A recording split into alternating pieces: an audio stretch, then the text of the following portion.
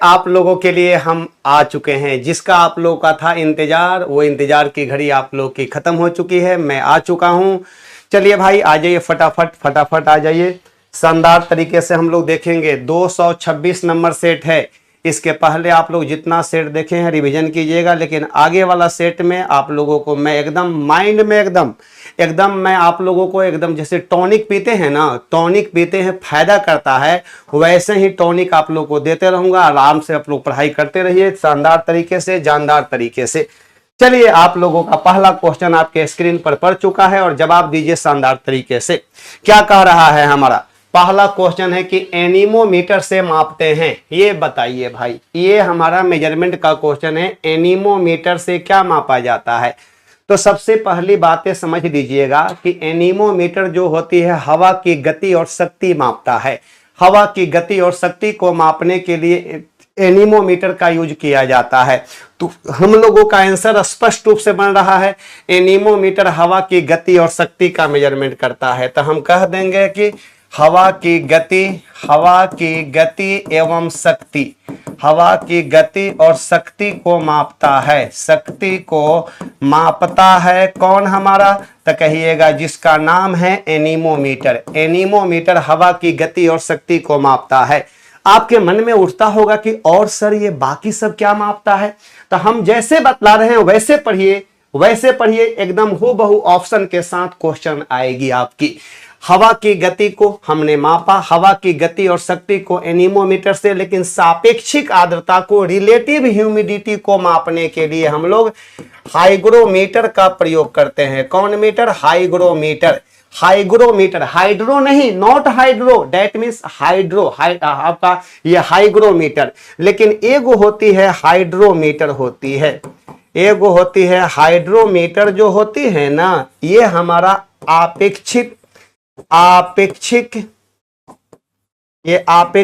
घनत्व का मेजरमेंट करता है, रिलेटिव डेंसिटी का मेजरमेंट करता है, रिलेटिव डेंसिटी का मेजरमेंट करता है। और खाली छुच्छे डेंसिटी रहेगा ना, खाली डेंसिटी रहेगा कि घनत्व का मेजरमेंट कौन करता है? तब पिक्नोमीटर से। कौन मीटर से? पिक्नोमीटर से मेजरमेंट किया जाता है।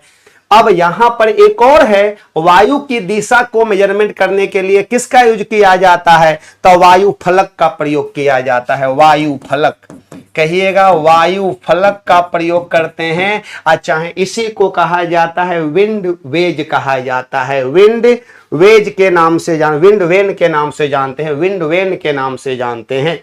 तो वायु फलक से वायु की दिशा का मेजरमेंट करते हैं, वायु की गति का मेजरमेंट एनीमोमीटर से किया जाता है। सापेक्षिक आर्द्रता को हाइग्रोमीटर, ये ग्रो है, हाइग्रोमीटर है।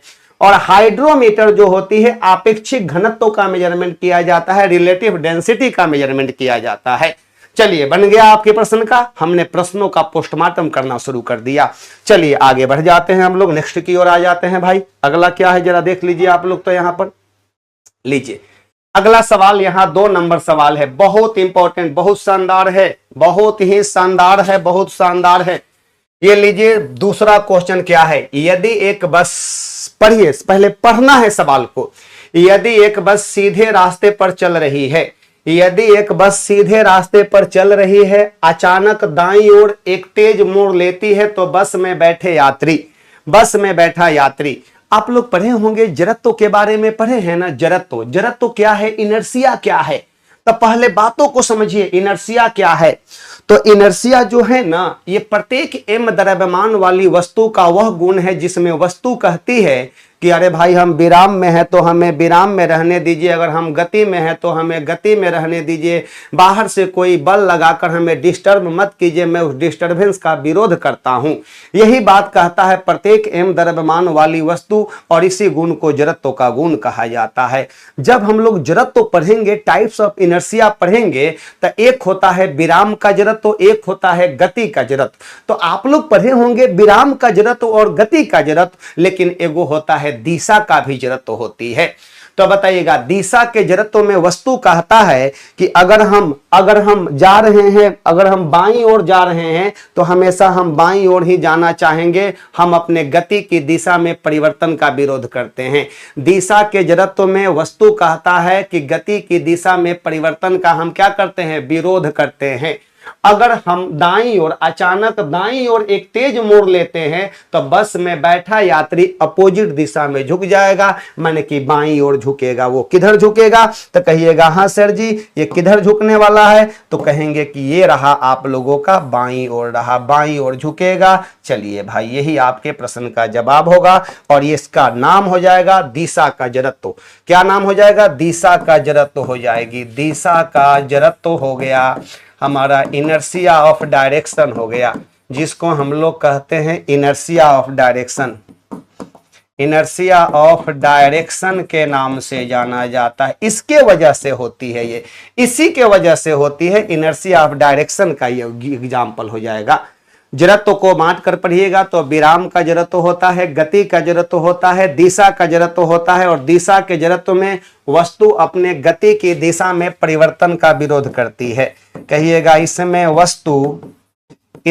वस्तु अपनी गति की दिशा में, अपनी गति की दिशा में परिवर्तन का विरोध करती है, परिवर्तन का अपोज करती है, परिवर्तन का विरोध करती है। बड़ी क्वेश्चन यहां से पूछता है, ठीक ना। विराम के जड़त्व हो गया, गति का जड़त्व हो गया, दिशा का जड़त्व हो गया, तो यहां से बहुत सारे प्रश्न आती है। तो यही है, यदि एक बस सीधी रास्ते पर चल रही है, आप लोग अपना कल्पना अपने ऊपर ले सकते हैं, सीधी रास्ते पर चल रही है और अचानक दाईं ओर, अचानक वो किधर दाईं ओर मुड़ती है तो हमारा बॉडी बाईं ओर झुक जाएगा, हमारा बॉडी बाईं ओर झुक जाएगा। सही बात, सही बात, सही बात आ गया। सी नंबर ऑप्शन सही है। चलिए आगे बढ़ जाते हैं भाई। यहां तीसरा नंबर सवाल का जवाब दे दीजिए। तीसरे नंबर सवाल का जवाब दीजिए, क्या कह रहा है। बत्ती वाले स्टोव में, बत्ती वाला है, बत्ती वाले स्टोव में केरोसिन को बत्ती के ऊपर चढ़ाने का कारण क्या है। आप तो बात जानते हैं, लैंप या लालटेन की बत्ती में तेल अपने आप ऊपर जाता है, तो ये कौन क्रिया हो गया, तो केशिकत्व की क्रिया है। अगर केशिकत्व की क्रिया नहीं है तो पृष्ठ तनाव होगा, अगर केशिकत्व नहीं रहेगा तो पृष्ठ तनाव के कारण वहां पर मिलेगा आपका। केशिकत्व में क्या बोलिएगा, कहिएगा केस के समान एक ऐसी खोखली नली जिसकी त्रिज्या हर एक जगह एक समान होती है। केस के समान एक ऐसी खोखली नली जिसकी त्रिज्या हर एक जगह एक समान होती है, केस नली कहलाती है। और उस नली में अगर कोई द्रव नली से सट जाएगा तो ऊपर तक चला जाएगा। वही कहानी यहाँ पर होती है। बत्ती वाले स्टोव में केरोसिन को बत्ती के ऊपर चढ़ाने का कारण क्या है। परासरण है, ऑस्मोसिस है, नहीं, विसरण है, नहीं। तो यहाँ पर सही जवाब मिल जाएगा हमारा कौन, हमारा पृष्ठ तनाव हो जाएगा, सरफेस टेंशन हो जाएगी। तो ये अगर पृष्ठ तनाव नहीं रहता तब यहाँ पर एक और ऑप्शन रहता, केशिकत्व रहता। अगर ये नहीं रहता तो केशिकत्व। तो आप एक बात बताइएगा, लैंप या लालटेन की बत्ती में तेल का स्वतः ऊपर चढ़ना, ब्लोटिंग पेपर द्वारा पानी अवशोषित करना, ये सब के सब है हमारा केशिकत्व के अंतर्गत आएगा, केश क्रिया के अंतर्गत आने वाला उदाहरण है ये सब। तो लीजिए हो गया ना ये। और बताइएगा केस नली की नली में चढ़े द्रव की जो ऊंचाई होती है H बराबर निकालते हैं 2t cos theta divided by RdG होती है। नली में चढ़े द्रव की ऊंचाई यही सूत्र से निकाला जाता है। T बराबर होती है पृष्ठ तनाव, सरफेस टेंशन होती है, और यहाँ पर R बराबर होती है नली की त्रिज्या, नली की त्रिज्या होती है। याद रखेंगे नली जितना पतला होगा द्रव उतना ज्यादा ऊंचाई तक चढ़ता है। और यहाँ पर D का मतलब होती है घनत्व होती है, द्रव का घनत्व होती है। D बराबर हो गया हमारा द्रव का घनत्व हो गया। तो चलिए इसका सही जवाब बनने वाला है सी नंबर ऑप्शन सही हो गया। आगे बढ़ जाइए। धारा घनत्व होता है, करंट डेंसिटी की बात किया जा रहा है। करंट डेंसिटी इज क्या है धारा घनत्व। धारा घनत्व तो सबसे पहली बात है, विद्युत धारा अलग चीज है, धारा घनत्व तो अलग चीज हो गया।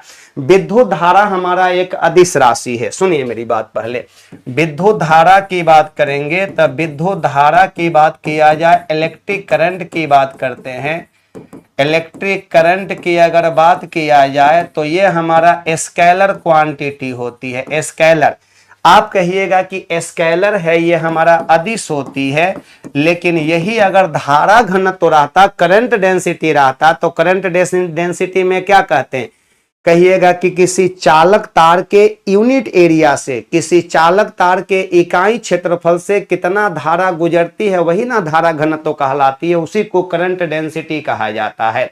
तब विद्युत धारा अदिश है, लेकिन धारा घनत्व की बात किया जाए कि धारा घनत्व क्या होने वाला है, करंट डेंसिटी जिसको कहा जाता है, कहिएगा करंट डेंसिटी की बात किया जाए कि सर क्या होने वाली है, जिसको जे से दिखलाया जाता है, तो करंट डेंसिटी जे बराबर होती है, कहेंगे कि ये I बटा ए हो गया, I बटा ए। ऐसे कह दीजिएगा, इसको इस तरह से कह दीजिएगा कि वायर के चालक तार के यूनिट एरिया से, इकाई अनुप्रस्थ काट से, कहिएगा इकाई अनुप्रस्थ काट, इकाई अनुप्रस्थ काट, इकाई अनुप्रस्थ काट, इकाई अनुप्रस्थ काट, इकाई अनुप्रस्थ काट से आपका बहने वाली धारा होती है, इसी को धारा घनत्व का नाम दिया गया। इकाई क्रॉस सेक्शन एरिया से बहने वाली धारा को हम लोग धारा घनत्व कहते हैं। तो याद रखेंगे, अगर हमारा ए एरिया से आई धारा गुजरती है तो यूनिट एरिया से कितना गुजरेगा, तो कहिएगा आई बटा ए हो गया, आई बटा ए। तो इसलिए हम लोग जे बराबर निकालेंगे तो आई बटा ए कर देंगे, और इसी का यूनिट बताइए, आई बराबर क्या हो गया, इलेक्ट्रिक करंट हो गया।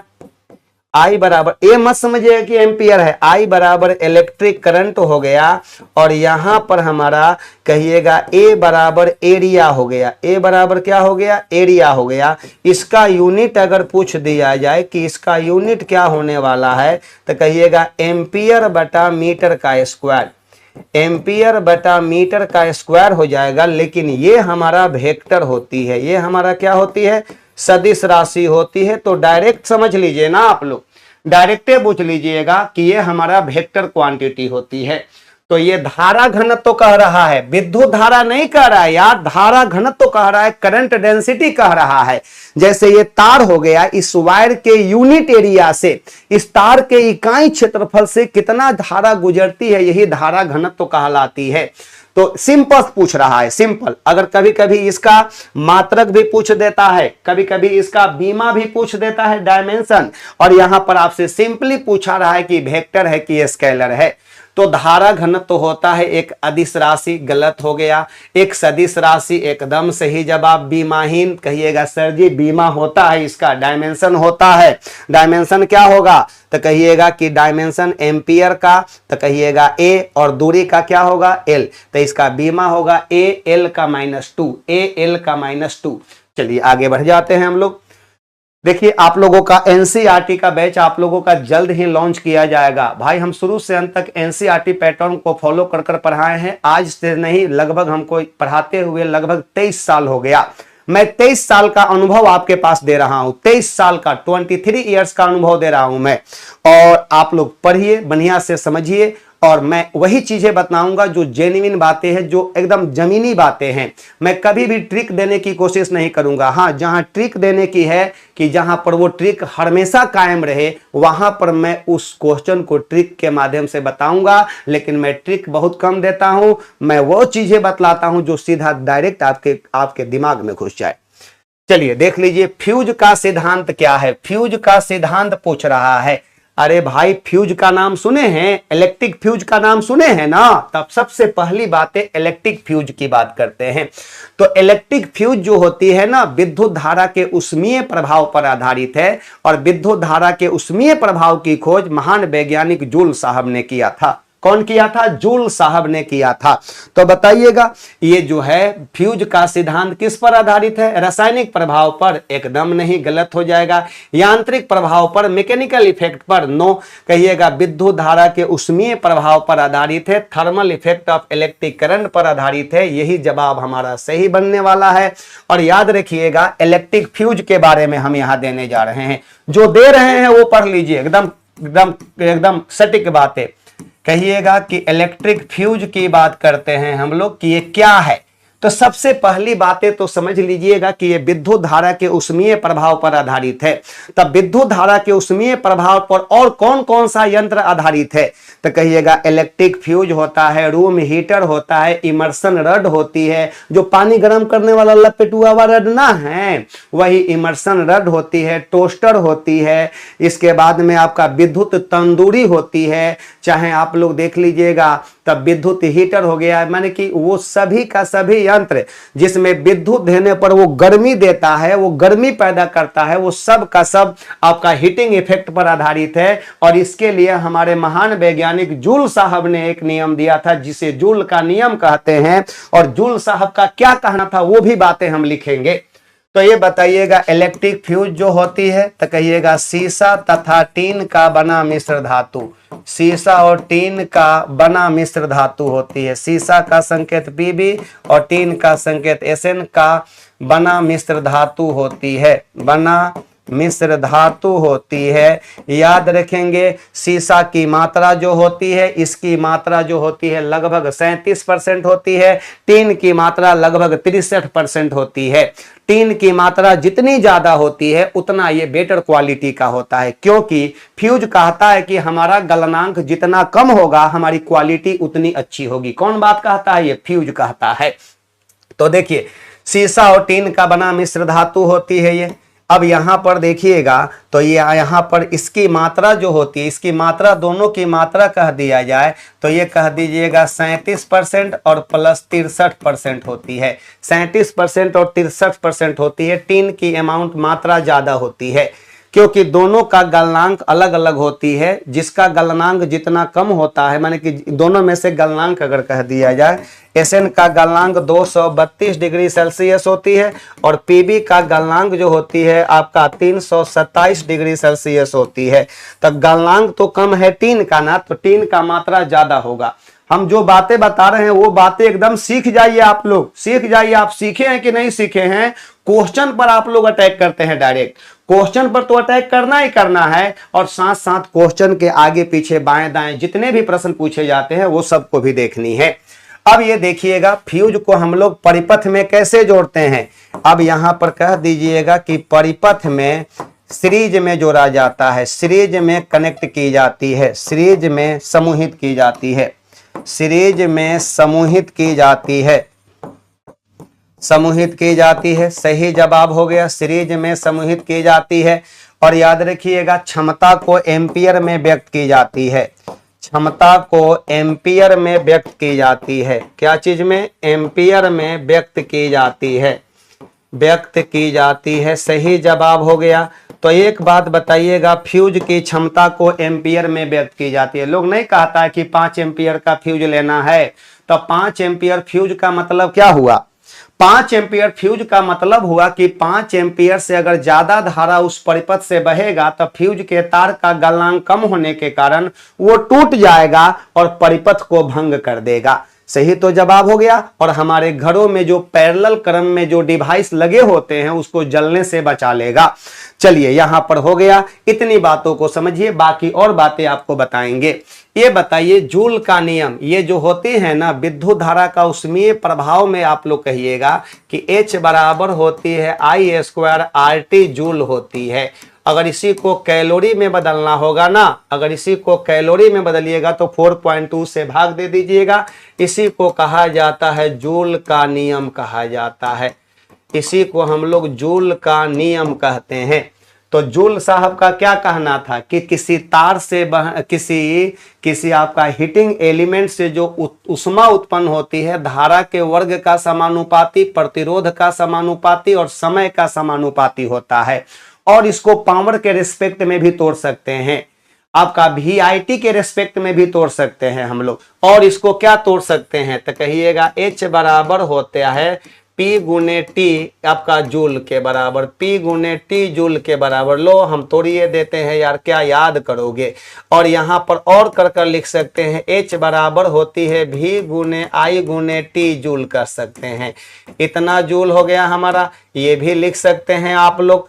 ये बताइएगा V बराबर IR या I बराबर V बटा R, उसके रेस्पेक्ट में भी तोड़ सकते हैं। कितना तोड़ोगे यार, तोड़ते तोड़ते थक जाओगे, लेकिन हम सारा तोड़ना सिखाएंगे, तोड़ना भी सिखाएंगे, जोड़ना भी सिखाएंगे।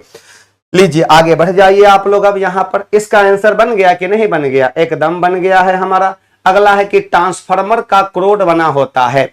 ट्रांसफार्मर का नाम सुने हैं ना, ट्रांसफार्मर आप लोग देखे भी होंगे ट्रांसफार्मर। तो ट्रांसफार्मर के बारे में तो उतना हम नहीं बतलाएंगे जितना हम लोग इलेक्ट्रीशियन ट्रेड वाले को, ब्रांच पेपर वाले को पढ़ाते हैं। हम उतना ही बातें बताएंगे जितना से आप सीख जाइए सिर्फ, ठीक ना। तो ये ट्रांसफार्मर जो होती है, ट्रांसफार्मर AC पर काम करता है, याद रखेंगे। ट्रांसफार्मर हमारा जिसको शॉर्टकट में T/F कर दे रहे हैं, AC पर काम करता है, AC पर कार्य करता है, याद रखेंगे। AC पर कार्य करता है, ये AC के वोल्टेज को परिवर्तित करता है, AC के वोल्टेज को चेंज करता है, परिवर्तित करता है। चलिए एक बात बताइएगा, ये वोल्टेज को, अधिक वोल्टेज को कम में भी बदलता है और कम को ज्यादा में भी बदलता है। इसके आधार पर हम लोग कहते हैं ना कि ट्रांसफार्मर को हम लोग अगर वोल्टेज के आधार पर बांटेंगे तो स्टेप डाउन होता है और एगो स्टेप अप होती है। AC पर काम करता है और इसका जो क्रोड होता है ना, क्रोड होती है, उसी पर ना बाइंडिंग किया जाता है। तो इसका क्रोड जो होती है ना, क्या चीज का बना होता है, नम्र लोहा का बना होता है, सॉफ्ट आयरन का, मृदु लोहा का बना होता है, मृदु लोहा का ये बना होती है। ट्रांसफार्मर का क्रोड क्या चीज का, फौलाद का, स्टील का नहीं, नम्र लोहा का बना होता है। तो याद रखेंगे AC पर काम करता है, AC के वोल्टेज को चेंज करता है, बढ़ा भी सकता है और घटा भी सकता है ये। और उसके आधार पर हम लोग कहेंगे कि एक स्टेप डाउन ट्रांसफार्मर होता है और एक स्टेप अप ट्रांसफार्मर होती है। इतनी बातों को समझना है, ठीक है। अब लीजिएगा अगले नंबर पर आ जाते हैं। 7वां नंबर सवाल का जवाब दे दीजिए। ये दर्पण का सवाल है। दर्पण। लो भाई, दर्पण का सवाल है, 7 नंबर, अच्छा सवाल है। कह रहा है यहां पर कि अवतल दर्पण द्वारा बनाया गया प्रतिबिंब, कौन दर्पण है, अवतल दर्पण है। अवतल दर्पण द्वारा बनाया गया प्रतिबिंब वास्तविक, उल्टा और वस्तु के आकार के बराबर होती है।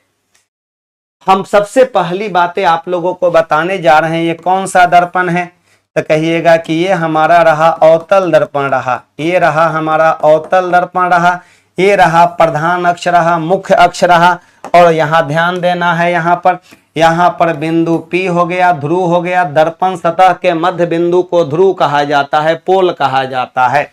ये देखिएगा यहाँ पर हो गया हमारा F हो गया मुख्य फोकस, यहाँ पर हो गया C हो गया जिसको हम लोग वक्रता केंद्र कहते हैं, दुगनी फोकस दूरी कहेंगे। और हम जैसे जैसे समझा रहे हैं वैसे वैसे समझिए, हम जैसे समझा रहे हैं वैसे समझना है। जब हम लोग इस दर्पण के सामने, इसका परावर्तक सतह ये है, धसा हुआ वाला ना है, इधर ना है परावर्तक सतह, परावर्तक सतह के सामने ना हमारा F है, हमारा C है। तो जब वस्तु को अनंत पर रख दीजिएगा, जब इस दर्पण के सामने वस्तु को अनंत पर रख दीजिएगा तब प्रतिबिंब बनेगा फोकस पर, बिंदु के समान बनेगा। और इसी साइड दर्पण के सामने में जो प्रतिबिंब बनेगा वास्तविक बनेगा, और वास्तविक प्रतिबिंब उल्टा होता है। वास्तविक प्रतिबिंब उल्टा होता है, वस्तु के आकार के बराबर भी हो सकता है, आपका छोटा भी हो सकता है, वस्तु के आकार से बड़ा भी हो सकता है। और ये जो होती है ना, ये जो होती है हमारा ये दर्पण, ये काल्पनिक प्रतिबिंब भी बनाता है, वास्तविक प्रतिबिंब भी बनाता है। देखिए साइंस का मतलब साइंस की तरह पढ़ाई कीजिए, अब आई नहीं कि ककहारा पढ़िए, तक दिन करते जाइएगा। साइंस का मतलब कि जबरदस्त साइंस पढ़ना पड़ेगा आपको, और सही में अच्छा से पढ़िएगा, तभी अभी के डेट में कंपटीशन निकल पाएगा, क्योंकि कंपटीशन बहुत टफ है सर, कंपटीशन बहुत टफ है। और हम चाहते हैं कि आप लोग कंपटीशन में साइंस के क्वेश्चन को गर्दा उड़ा दीजिए, छक्का छुड़ा दीजिए, और उसी के लिए मैं आया हूं। इंग्लिश में भी बताइए, ओके पूजा कुमारी। अब देखिए यहाँ पर पोल हो गया, ये तो जब हम लोग इस दर्पण के सामने में अनंत पर रख देंगे तो प्रतिबिंब कहां बनेगा, तो कहिएगा मुख्य फोकस पर बनेगा। जब हम लोग अनंत और सी के बीच में रखेंगे, या दूसरे शब्दों में कहिएगा सी से परे रखेंगे, सी से परे, सी से परे माने कि सी के बाद रखेंगे तो उसका प्रतिबिंब दोनों के बीच में बनेगा। जब सी पर रखिएगा तो प्रतिबिंब जस्ट कहां बनेगा, सी पर बनेगा। जब ये दोनों के बीच में वस्तु को रखिएगा तो इसका प्रतिबिंब सी और अनंत के बीच में बनेगा, सी और अनंत के बीच में। जैसे ही एफ पर रखिएगा प्रतिबिंब इसका अनंत पर बनेगा, लेकिन जैसे ही ये दोनों के बीच में रखिएगा, दोनों के बीच में इसका प्रतिबिंब दर्पण के पीछे बनेगा, काल्पनिक बनेगा, सीधा बनेगा, वस्तु के आकार से बड़ा बनेगा। तो इस कॉन्सेप्ट को समझना है आपको, इस कॉन्सेप्ट को बुझ जाइए और आप लोग एकदम गर्दा उड़ा दीजिए क्वेश्चन को, कोई दिक्कत नहीं होगी आपको। चलिए तो ये बताइएगा, अवतल दर्पण द्वारा बनाया गया प्रतिबिंब वास्तविक, उल्टा और वस्तु के आकार के बराबर, तो वस्तु कहां होना चाहिए, सी पर होगा, दुगुनी फोकस दूरी पर होगा तब। तो कह रहे फोकस पर, तो जब फोकस पर होगा तो कहिएगा अनंत पर बनेगा। कहां पर बनेगा, अनंत पर बनेगा। वक्रता के केंद्र पर, वक्रता के केंद्र पर माने सी पर, तो सी पर ही बनेगा, सी पर ही प्रतिबिंब बनेगा। यही सवाल हो गया हमारा, आकार के बराबर सी पर ही। फोकस और वक्रता केंद्र के बीच, कह रहा है कि फोकस और वक्रता केंद्र के बीच, फोकस और, कह रहा है कि फोकस और वक्रता केंद्र के बीच, तो ये दोनों के बीच में रखिएगा तो प्रतिबिंब बनेगा सी से परे। कहां बनेगा, सी से परे बनेगा। तो इसमें कह दीजिएगा सी से परे बनेगा, सी से परे माने सी और अनंत के बीच में बनेगा। हम सब का सब लिख दिए हैं, आपके प्रश्न का सही जवाब बी नंबर आने वाली है। चलिए अगला नंबर, 8वां नंबर सवाल का जवाब दे देना है। 8वां नंबर क्या है सवाल हमारा, 8वां नंबर सवाल पढ़िएगा। दोपहर के 12 बजे किस दिशा में इंद्रधनुष दिखाई देते हैं, तो कहिएगा कि इंद्रधनुष, सुनिए मेरी बात, इंद्रधनुष में प्रकाश की 3 घटनाएं इन्वॉल्व होती है। इंद्रधनुष में प्रकाश की 3 घटनाएं इन्वॉल्व होती है। कौन कौन, प्रकाश का वर्ण विक्षेपण होती है, प्रकाश का अपवर्तन होती है और प्रकाश का पूर्ण आंतरिक परावर्तन। 3 घटनाएं होती है इंद्रधनुष में, 3 घटनाएं होती है। इंद्रधनुष में देखिएगा तो रेनबो में 3 घटनाएं होती है। रेनबो में 3 घटनाएं उत्पन्न, आपका 3 घटनाएं, प्रकाश की 3 घटनाएं इसमें इन्वॉल्व होती है। इंद्रधनुष में प्रकाश की 3 घटना भाई साहब इसमें इन्वॉल्व है। कौन कौन है, तो कहिएगा प्रकाश का वर्ण विक्षेपण होती है, वर्ण विक्षेपण हो गया, आपका अपवर्तन हो गया, अपवर्तन जिसको रिफ्रैक्शन कहते हैं, तथा पूर्ण आंतरिक परावर्तन, पूर्ण आंतरिक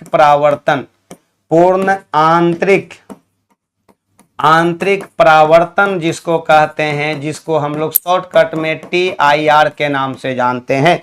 तो बात को समझना है, कहिएगा इंद्रधनुष के बनने में प्रकाश की 3 घटनाएं इन्वॉल्व है। कौन कौन है, तो कहेंगे कि प्रकाश का वर्ण विक्षेपण, डिस्पर्सन ऑफ लाइट, आपका प्रकाश का अपवर्तन, रिफ्रैक्शन ऑफ लाइट, एंड प्रकाश का total internal reflection, TIR, total internal reflection. याद रखेंगे, जब हल्का बारिश होती है और वर्षा की बूंद पर प्रकाश की किरण पड़ती है, समझिए मैकेनिज्म को समझिए। जब हल्का बारिश होती है और वर्षा की बूंद पर प्रकाश की किरण पड़ती है, क्योंकि वर्षा की बूंद जो होती है एक प्रिज्म की तरह काम करता है, और जब कोई प्रकाश की किरण प्रिज्म से होकर गुजरती है तो वह 7 विभिन्न रंगों में बंट जाती है। इसी घटना को ना प्रकाश का वर्ण विक्षेपण कहते हैं। तो समझना है, जब वर्षा होती है और वर्षा की बूंदों पर प्रकाश की किरण पड़ती है तो उसका वर्ण विक्षेपण हो जाता है और सूर्य के विपरीत दिशा में एक रंगीन चांप दिखाई देता है। उसी रंगीन चांप को इंद्रधनुष कहते हैं और यह हमेशा सूर्य के विपरीत दिशा में दिखाई देती है। कहिएगा कि सूर्य के विपरीत दिशा में बनता है। तो एक बात बता दीजिएगा, सुबह में सूर्य किधर उगता है, तो सुबह में सूर्य पूरब में उगता है, तो इंद्रधनुष पश्चिम दिशा में दिखाई देगा। तो कहिएगा सुबह में इंद्रधनुष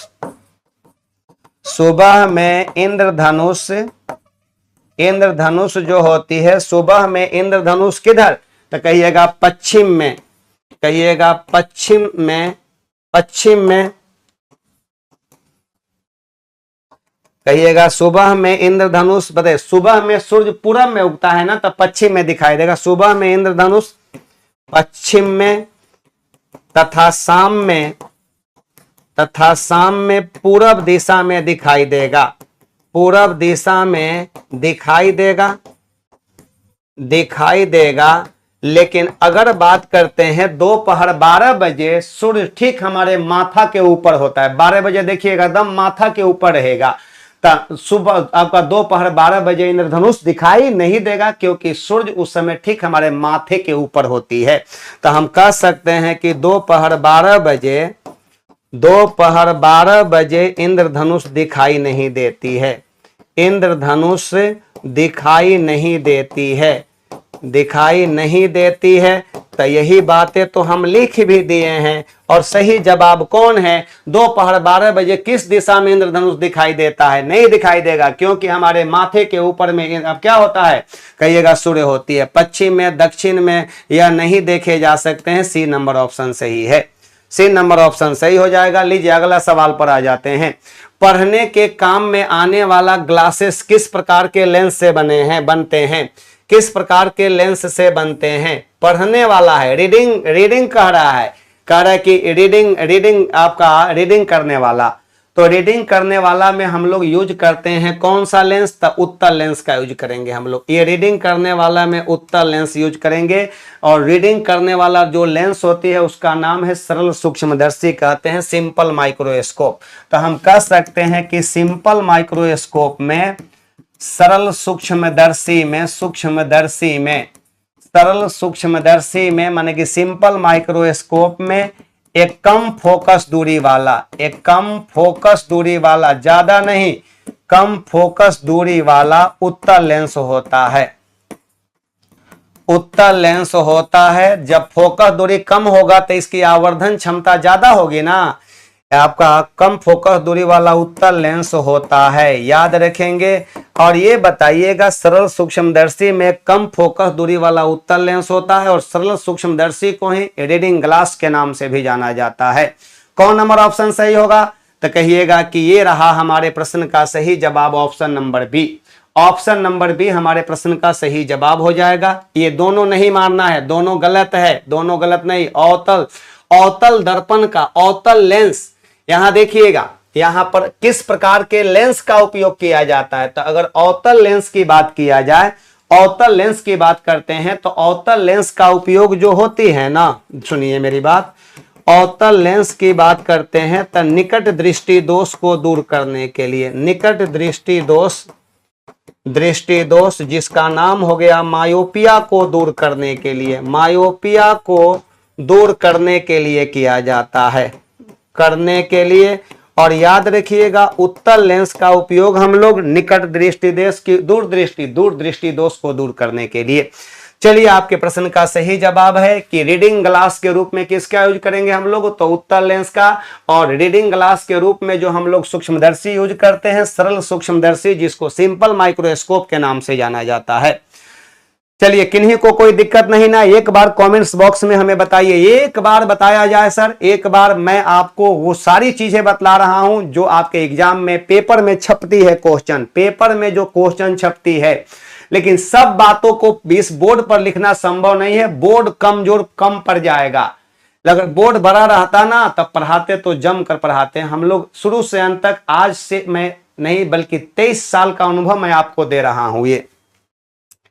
चलिए आगे बढ़ जाते हैं हम लोग। सौर ऊर्जा को ध्यान देना है, यहां पर सौर ऊर्जा को ऑल क्लियर, सही जवाब आफ्ताब आलम जी का कहना है ऑल क्लियर। सब लोगों का क्लियर है ना? एक बार आप लोग जरूर देंगे। चलिए कह रहा है कि सौर ऊर्जा को विद्युत ऊर्जा में किसके द्वारा परिवर्तित किया जाता है? सौर ऊर्जा को विद्युत ऊर्जा में किसके द्वारा परिवर्तित किया जाता है? सौर ऊर्जा है, सोलर आपका ऊर्जा है, माने कि सौर विकिरण की बात करते हैं हम लोग, सौर विकिरण। तो हम बात करते हैं सौर ऊर्जा। आप लोग नाम सुने हैं, सोलर प्लेट का नाम सुने हैं ना जी? आप लोग अपने घरों पर लगाए होंगे सोलर प्लेट।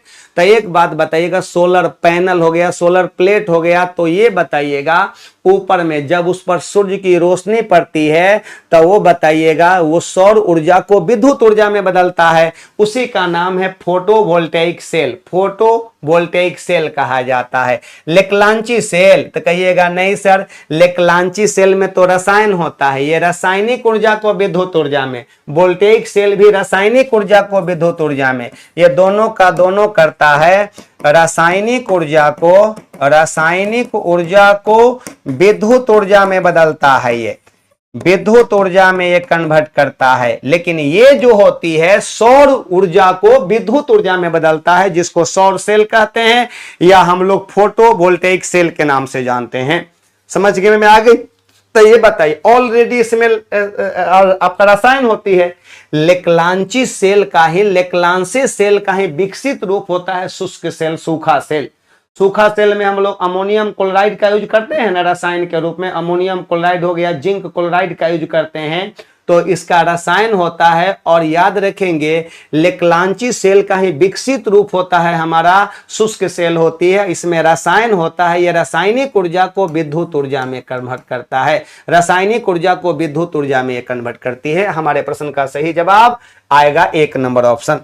चलिए आगे बढ़ जाते हैं हम लोग, अब आगे आ जाते हैं। घड़ी में स्फटिक, घड़ी में स्फटिक की बात किया जा रहा है। सिलिकॉन डाइऑक्साइड को हम लोग स्फटिक कहते हैं। घड़ी में स्फटिक क्रिस्टल का कार्य, घड़ी में स्फटिक क्रिस्टल का कार्य किस पर आधारित है? तो सुनिए, द फंक्शन ऑफ क्रिस्टल, आपका क्रिस्टल्स इन ए क्लॉक है। देखिए ये हिंदी वाला पर ध्यान दीजिएगा। घड़ी में स्फटिक क्रिस्टल का कार्य किस पर आधारित है? तो ये प्रकाश से बताइएगा, पर का फोटो इलेक्ट्रिक इफेक्ट पर नहीं, फोटो इलेक्ट्रिक इफेक्ट पर काम नहीं करता है, तो आपका दाब वैद्युत प्रभाव पर काम करता है। ये तो कहा जाएगा कि फोटो इलेक्ट्रिक इफेक्ट पर नहीं बल्कि दाब वैद्युत प्रभाव पर यह काम करता है। इस चीज को याद रखिएगा, ये भी बहुत अच्छी बात है, बहुत अच्छी क्वेश्चन है ये। चलिए इसमें कोई लेकिन किंतु परंतु की बातें नहीं है। अगला नंबर पर आइएगा, 12 नंबर सवाल का जवाब दीजिए। इसमें आप लोग 50% फेल करने वाले हैं, इसमें 50% फेल करने वाले हैं, और जो मैं यहां पर बताऊंगा उसको खोपड़ी में समा लेना है, अपने माइंड में एकदम उसको समा लेना है आपको, ठीक है। हाँ चलिए आगे बढ़ जाते हैं हम लोग। हाइड्रोजन बम, नॉट परमाणु बम, परमाणु बम की बात नहीं किया जा रहा है। हाइड्रोजन बम किसके सिद्धांत पर काम करता है? तो याद रखिएगा हाइड्रोजन बम जो होती है ना, हाइड्रोजन बम जो होती है अनियंत्रित अनियंत्रित अनियंत्रित अनियंत्रित अनियंत्रित नाभिकीय संलयन अभिक्रिया पर आधारित है। नाभिकीय संलयन अभिक्रिया पर आधारित है ये, अभिक्रिया पर। तो याद रखेंगे हाइड्रोजन बम अनियंत्रित नाभिकीय, नियंत्रित नहीं यार, अनियंत्रित नाभिकीय, और परमाणु बम जो होती है वो हमारा अनियंत्रित नाभिकीय विखंडन अभिक्रिया पर काम करती है। याद रखेंगे अगर हम बात करते हैं परमाणु बम की बात करते हैं तो ये भी हमारा अनियंत्रित नाभिकीय विखंडन अभिक्रिया पर काम करती है। दोनों अनियंत्रित पर होगा, नाभिकीय विखंडन अभिक्रिया पर काम करती है, अभिक्रिया पर कार्य करती है। अब मेरी बात समझेंगे आप लोग, आपको पता होना चाहिए कि अनियंत्रित दोनों, देखिए दोनों अनियंत्रित, लेकिन एगो संलयन है एगो विखंडन है। तो परमाणु बम अनियंत्रित किस पर? अनियंत्रित नाभिकीय विखंडन अभिक्रिया पर कार्य करती है। और याद रखेंगे प्रथम परमाणु बम की बात करते हैं, उसका नाम है क्या? Little boy. यहां देखिएगा प्रथम परमाणु बम की बात करते हैं। प्रथम परमाणु बम कौन है हमारा? Little boy. लिटिल बॉय का नाम सुने होंगे, ये बताइएगा लिटिल बॉय कब छोड़ा गया था? तो 6 अगस्त 1945 को, कहिएगा जापान के हिरोशिमा शहर पर गिराया गया था। जापान के कहां पर? हिरोशिमा शहर पर अमेरिका द्वारा गिराया गया था। और इसमें जो हमारा पदार्थ यूज किया गया था, इसमें यूरेनियम का प्रयोग किया गया था। क्या चीज का? यूरेनियम का। और कौन गिराया था? अमेरिका द्वारा जापान के शहर पर गिराया गया था, हिरोशिमा पर। और याद रखिएगा, दूसरा परमाणु बम की बात करते हैं। दूसरा परमाणु बम नामवा क्या है? ओकरा फैटमैन नाम है। इसका नाम है मोटा आदमी, फैटमैन। और कब गिराया गया था? तो 9 अगस्त 1945 को गिराया गया था। और इसमें जो यूज किया गया था विध्वंसकारी पदार्थ, उसका नाम है प्लूटोनियम। प्लूटोनियम नाम है, जिसका संकेत क्या होता है? Pu होता है। ये दोनों बातें इंपॉर्टेंट है आपके लिए। ये बिहार पूछता है रगड़ कर, ये बिहार रगड़ कर पूछता है, तो आपको रगड़ कर पढ़ाई करना है अभी से ही। रगड़ कर पढ़िए ना अभी से ही। क्वेश्चन क्या क्वेश्चन देखिएगा। हमारा कहना है कि साइंस का क्वेश्चन में आपको समय नहीं लेने देना है। हम पढ़ाएंगे आपको, साइंस के क्वेश्चन में समय लेने ही नहीं देंगे। बाकी आप अन्य सब्जेक्ट में समय लेकर बनाइएगा, लेकिन साइंस में हम समय नहीं लेने देंगे आपको। एग्जाम की बात कर रहा हूं मैं, यहां पर मैं सिखा रहा हूं, एग्जाम में आप लोग इस चीज को उतार दीजिएगा। चलिए तो बता दीजिएगा, परमाणु बम किस पर आधारित है? तो अनियंत्रित नाभिकीय विखंडन अभिक्रिया पर आधारित है। अनियंत्रित नाभिकीय विखंडन अभिक्रिया पर आधारित है। अब लीजिएगा, इस पर कार्य करती है या आधारित है? लिख दीजिएगा आधारित है। अब यहां पर देखिएगा, तो हम आपसे बातें करते हैं यहां पर कि प्रथम परमाणु बम लिटिल बॉय 6 अगस्त 1945 को यूरेनियम इसमें यूज किया गया था। कौन सा विध्वंसकारी पदार्थ था? यूरेनियम। और दूसरा परमाणु बम का नाम है फैटमैन। 9 अगस्त 1945 को इसमें प्लूटोनियम का प्रयोग किया गया था। दोनों अमेरिका द्वारा जापान और हिरोशिमा शहर पर गिराया गया था। पहला आपका अमेरिका द्वारा जापान के हिरोशिमा पर, दूसरा जो है नागासाकी शहर पर गिराया गया था। क्लियर बातें? क्लियर बातें, एकदम क्लियर। चलिए अगले नंबर पर कौन होगा आंसर इसका? इसका आंसर बताइए भाई, मेरा आंसर बताइएगा। हाइड्रोजन बम तो अनियंत्रित नाभिकीय संलयन अभिक्रिया सिद्धांत पर आधारित है। अनियंत्रित संलयन अभिक्रिया, बी नंबर ऑप्शन सही है। चलिए अगले नंबर पर आते हैं। इंद्रधनुष के रंगों का सही क्रम क्या है? इंद्रधनुष में कितने रंग होते हैं? तो इंद्रधनुष में 7 रंग होते हैं। तो कहिएगा 7 गो रंग होती है। कहिएगा 7 गो रंग होता है। कौन कौन होता है? तो VIBGYOR, भिबजियोर होता है ना। तो बैजानी हापिनाला, बैजानी हापिनाला होती है। तो बताइएगा, भी माने वॉयलेट, आई माने इंडिगो होती, बैजानी हापिनाला। इसी को हम लोग कह देते हैं बैजानी हापिनाला, बैजानी हापिनाला, यही हो गया ना, बैजानी हापिनाला। तो बताइएगा कौन है सही सीक्वेंस? इसका सीक्वेंस पूछ रहा है। तो पीला हरा बैगनी, लो भाई पीला यहां पर हो गया, ग्रीन का मतलब क्या हो गया? हरा हो गया, और बैगनी यहां हो गया, गलत हो गया, एकदम सीक्वेंस में नहीं है। बैगनी हरा नीला, तो बताइएगा बैगनी हो गया, हरा, बैगनी यहां पर हो गया हमारा, हरा हमारा यहां हो गया, और नीला यहां हो गया, गलत हो गया ये भी। नीला हरा पीला, लो भाई यहां पर नीला, नीला हो गया, हरा हो गया, पीला हो गया, नीला हरा पीला, नीला हरा पीला, सही जवाब सी नंबर ऑप्शन। आप लोग जवाब भी देते रहिएगा, कम से कम जवाब देते रहिएगा, तो हमें भी पता चलेगा कि आप लोग पढ़ाई किए हैं, आप लोग पढ़े हैं। 2 टाइप्स का होता है। हाँ, इंद्रधनुष 2 प्रकार का होता है, प्राथमिक रेनबो और सेकेंडरी रेनबो होती है। और प्राथमिक रेनबो, सेकेंडरी रेनबो 2 प्रकार की होती है। ठीक है, अगर कह दिया है कि इंद्रधनुष में और दोनों में आपका ऊपर वाला रंग अलग अलग होती है, ऊपर वाला और नीचे वाला रंग अलग अलग होती है, उतना डीप क्वेश्चन मिलेगा ना, तो उतना डीप जाकर गहराई में जाकर बताएंगे। लेकिन समय देखना पड़ेगा ना, हमको भी समय देखना पड़ता है ना कि कितना समय में ये डिस्कशन कराना है।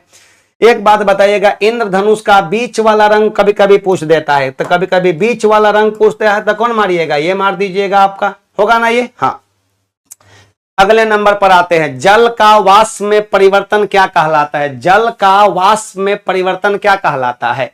तो हम जो बतलाने जा रहे हैं उससे सीखना चाहेंगे आप लोग? बोलिए, हम जो आपको कॉन्सेप्ट दे रहे हैं उससे सीखना चाहेंगे तो बोलिए, बोलिए सही सही बोलिए। ये बताइएगा कि कॉन्सेप्ट जो हम बता रहे हैं वो आपको कैसा लग रहा है। सारी बातें मैं बतला रहा हूं, फुल्ली एनसीईआरटी की बातों को बतला रहा हूं आपको। तो ये बताइएगा, जल का वाष्प में परिवर्तन कहलाता है, ये प्राकृतिक है कि भौतिक है कि रासायनिक? एगो 2 प्रकार का परिवर्तन होता है, एगो भौतिक परिवर्तन और एगो रासायनिक परिवर्तन। तो भौतिक परिवर्तन में क्या होता है? पदार्थ की भौतिक अवस्था बदल जाती है, पदार्थ की भौतिक अवस्था बदल जाती है, लेकिन उसके रासायनिक गुणों में परिवर्तन नहीं होता है। कितने बजे से क्लास शुरू है? तो क्लास आपका 8 बजे से शुरू है सर, 8 बजे से शुरू है आपका, ठीक है। हम जो बतला रहे हैं कॉन्सेप्ट आपको सीख जाइए, वो कॉन्सेप्ट सुनिए। मैं आपको ये कॉन्सेप्ट देने जा रहा हूं, ध्यान दीजिएगा। यहां पर हो गया हमारा ठोस हो गया, यहां पर हमारा हो गया द्रव हो गया, हम जो बता रहे हैं वो समझिएगा। यहां पर हो गया गैस हो गया या वाष्प हो गया। अब यहां पर ध्यान दीजिएगा, आप बताइएगा ठोस का द्रव में बदलना, ये देखिएगा प्लस ताप हो जाएगा, यहां पर भी प्लस ताप हो जाएगा। यहां पर कहिएगा कि ये अगर इसमें बदल जाता है तो कहिएगा संगलन होता है, जिसको फ्यूजन कहा जाता है। क्या बोलते हैं? फ्यूजन माने संगलन। ये बताइएगा ये अगर इसमें बदल जा रहा है तो इसको कह दीजिएगा वाष्पन कह दीजिएगा। क्या बोलिएगा? इसको वाष्पन कहिएगा, इवेपोरेशन। लेकिन कुछ पदार्थ ऐसे होते हैं जिन्हें गर्म करने से ठोस से सीधे गैस में बदल जाते हैं, उसको ऊर्ध्वपतिज पदार्थ कहते हैं, और ये क्रिया कहलाता है ऊर्ध्वपातन कहलाता है। इंग्लिश में कहते हैं सब्लिमेशन के नाम से जाना जाता है।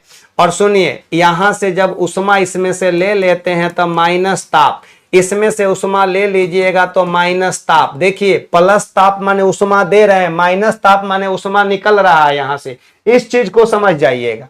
अगर गैस हो गया या वाष्प हो गया, गैस चाहे क्या बोलिएगा? वाष्प कह दीजिएगा, गैस कहिए चाहे इसी को वाष्प कह दीजिएगा, वाष्प कह दीजिएगा। अगर ये हमारा इससे इसमें आ रहा है, ध्यान दीजिएगा, अगर ये इसमें आ रहा है तो इसका नाम हो गया संघनन कहते हैं, कंडेंसेशन कहा जाता है। अगर ये हमारा इसमें आ जा रहा है तो इसको कहते हैं हम लोग हिमांक के नाम से जानते हैं। लेकिन ये अगर डायरेक्ट इसमें आ जा रहा है तो इसका नाम हो गया निक्षेपण। निक्षेपण कहते हैं, इंग्लिश में कहते हैं डिपोजिशन के नाम से जाना जाता है। तो एक बात बताइएगा, क्या हमारा ठोस से जब द्रव में बदला है तो क्या फिर द्रव से ठोस में नहीं बदला है? बदला है। ये सब का सब भौतिक परिवर्तन को बतलाता है, सभी का सभी हमारा फिजिकल चेंज को बतलाएगा, ये सब का सब भौतिक परिवर्तन को बतलाता है। तो बताइएगा द्रव का वाष्प में बदलना या वाष्प का द्रव में बदलना भौतिक परिवर्तन होता है। लेकिन यही पूछेगा कि कौन है ऊष्माशोषी, कौन है ऊष्माक्षेपी। तो प्लस ताप वाला, प्लस ताप बराबर कहिएगा ऊष्माशोषी, ऊष्माशोषी हो जाएगा, और माइनस ताप वाला का नाम कहिएगा ऊष्माक्षेपी कहिएगा। यहां से क्वेश्चन आती है एगो, यहां से भी एगो क्वेश्चन पूछी जाती है, तो इसका भी जवाब देना है सरकार। यही है आपका कॉन्सेप्ट, इसी कॉन्सेप्ट को आप लोग ध्यान में रखिएगा। चलिए बन गए आप लोग ना। यहां पर बता दीजिए अब आप लोग, यहां पर कौन सा होने वाला है? यहां पर जल का वाष्प में परिवर्तन, यही ना है हमारा। तो ये बताइएगा जल का या द्रव का वाष्प में परिवर्तन क्या कहलाता है? कहिएगा कि यह हमारा वाष्पन होती है। और कौन क्रिया है? सब फिजिकल चेंज में आती है, सब का सब हमारा फिजिकल चेंज के अंतर्गत आएगा। और सही जवाब हो जाएगा हमारा physical change, A B number option सही होने वाली है। कलर थोड़ा चेंज कर लेने दीजिए ताकि आपको पता चले। चलिए आगे बढ़ जाते हैं हम लोग, अब आगे बढ़ जाते हैं। नेक्स्ट क्वेश्चन 15 नंबर पर आइएगा। क्या कह रहा है? रसायन उद्योग में, रसायन उद्योग में कौन सा तेजाब मूल रासायनिक माना जाता है? तेजाब किसको कहा जाता है? तेजाब किसको कहते हैं? तो कह दीजिएगा कि तेजाब का मतलब होता है आपका तनु सल्फ्यूरिक अम्ल होती है। तनु सल्फ्यूरिक अम्ल H2SO4 को ही तेजाब कहा जाता है। इसको तो हम लोग कहते हैं कार्बोनिक अम्ल कहते हैं, इसका नाम हो गया कार्बोनिक अम्ल के नाम से जाना जाता है। ये बताइएगा ये होती है नाइट्रिक एसिड कहलाती है, इसको तेजाब नहीं कहिएगा, नाइट्रिक एसिड। इसका नाम है एक्वा फोर्टिस। क्या बोलते हैं? एक्वा, एक्वा फोर्टिस के नाम से जानते हैं, एक्वा फोर्टिस के नाम से जाना जाता है, इसको एक्वा फोर्टिस कहा जाता है। एक्वा फोर्टिस के नाम से इसको जाना जाता है, याद रखिएगा सर, इसका नाम एक्वा फोर्टिस। बिहार क्वेश्चन यहां से बड़ी पूछता है, एक्वा फोर्टिस के नाम से जाना जाता है। और यहां पर इसको कहते हैं H2SO4 को कहा जाता है तेजाब, इसको हम लोग कहते हैं सल्फ्यूरिक अम्ल।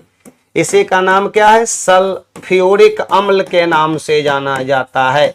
और तेजाब बनाने के लिए इसमें 60% होती है पानी और 40% होती है इसकी मात्रा H2SO4 अम्ल की मात्रा होती है। समझ गए बातें ना? एकदम क्लियर बातें हैं कि नहीं? यस नो में बता दीजिएगा एक बार। सारा का सारा लाजवाब क्वेश्चन है आप लोगों का ये। निम्नलिखित धातुओं में कौन स्वतंत्र अवस्था में पाई जाती है, फ्री स्टेट में पाई जाती है? तो बताइए फ्री स्टेट में। मानकर चलिए कि आपको हम एगो लोहा का आपको लॉकेट बना दे, लोहा का एगो लॉकेट बना दे, अभी लोहा एकदम एकदम अपने नेचुरल चमक में है, और लॉकेट बनाकर आपको गला में पहना दे, तो 5 दिन के बाद में देखिएगा वो उसमें जंग लगने लगा, उसमें जंग लगने लगा। इसका मतलब कि वो स्वतंत्र अवस्था में नहीं है, वो आपका क्रियाशील है, हमारा क्रियाशील धातु है। लेकिन वही अगर आप लोग सोने का लॉकेट पहनते हैं तो सोना का लॉकेट में जंग लगेगा? नहीं लगेगा, क्योंकि वो निष्क्रिय है, वो हमारा निष्क्रिय धातु में आता है। तो ये बताइएगा निम्नलिखित धातुओं में कौन स्वतंत्र अवस्था में, इसका मतलब कि ये फ्री स्टेट में पाया जाता है। तो फ्री स्टेट में कौन पाया जाएगा? तो सोना पाया जाएगा। सोना में भैया जंग नहीं लगेगा। हो गया। यहां पर अगला है माणिक्य और नीलम। माणिक्य और नीलम जो होती है ये एल्युमिनियम का अयस्क है। किसका अयस्क है ये? एल्युमिनियम का, एल्यूमिनियम का, ये एल्युमिनियम का अयस्क होती है, ये एल्युमिनियम का अयस्क है ये। और याद रखिएगा सिलिकॉन डाइऑक्साइड है क्या हमारा सिलिकॉन डाइऑक्साइड है? तो इसी को कहा जाता है सिलिका कहा जाता है। नहीं सरकार, इसको सिलिका कहते हैं। एल्युमिनियम ऑक्साइड होती है। सही जवाब Al2O3 होती है aluminium oxide. Lead tetra oxide नहीं, ये हमारा माणिक्य और नीलम जो होती है एल्युमिनियम का अयस्क में आती है। कौन नंबर हो गया आंसर? तो ये 17 का बी नंबर ऑप्शन सही हो गया। चलिए आगे आ जाते हैं पारद धातु मिश्रण। पारद धातु मिश्रण की बात करते हैं। पारद का मतलब क्या होती है? पारद, पारद का मतलब पारा होती है, पारा होती है, Hg होती है। Hg का मतलब क्या होता है? पारा होती है, इसी को कहते हैं मरकरी कहा जाता है, इसी का नाम है हमारा पारद भी कहा जाता है। इसी को हम लोग कहते हैं क्विक सिल्वर के नाम से भी जानते हैं, क्विक सिल्वर, इसी का नाम है क्विक सिल्वर भी कहते हैं। और याद रखिएगा द्रव धातु में आता है। किस में आता है? ये द्रव धातु है, ये हमारा द्रव धातु के अंतर्गत आता है। इसको हम लोग द्रव धातु में रखते हैं। और ध्यान रखिएगा ये हमारा ये जो इसका संकेत होता है Hg होता है, जिसका एटॉमिक नंबर कितनी होती है? एटॉमिक नंबर इसका 80 होती है। इसका Z बराबर होती है, एटॉमिक नंबर की बात करते हैं, एटॉमिक नंबर बराबर जिसको हम लोग Z बराबर 80 कह देते हैं।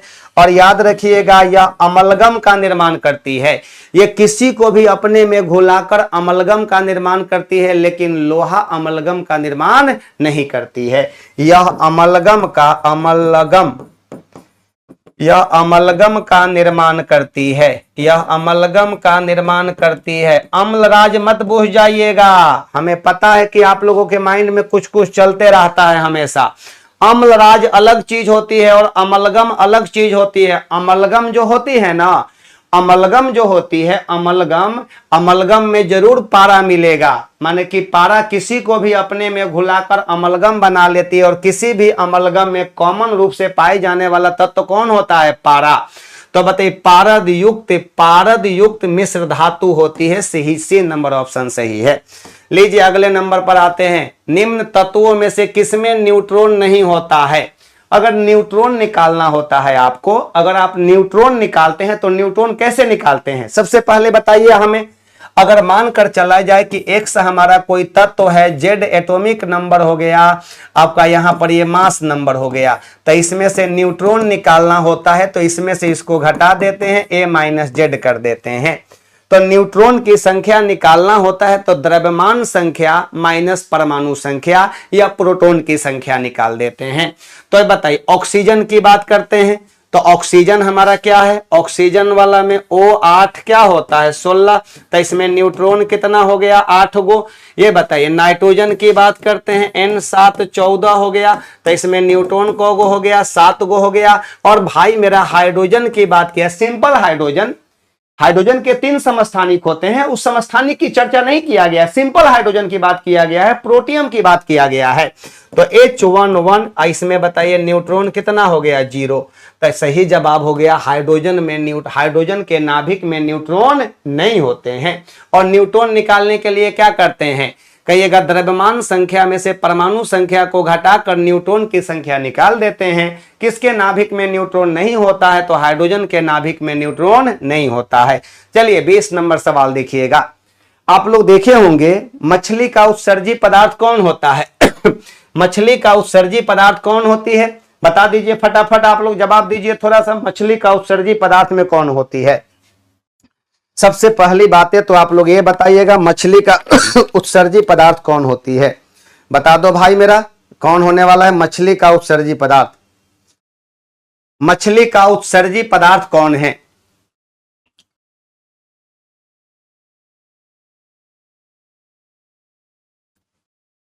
चलिए, आप लोग जानते हैं अमोनिया होती है। क्या होती है? अमोनिया होती है। और याद रखेंगे, मृत मछली से निकलने वाली दुर्गंध किन यौगिक के कारण होती है? तो अमीनो यौगिक के कारण, कि सल्फर यौगिक के कारण, कि अल्डिहाइडिक यौगिक के कारण।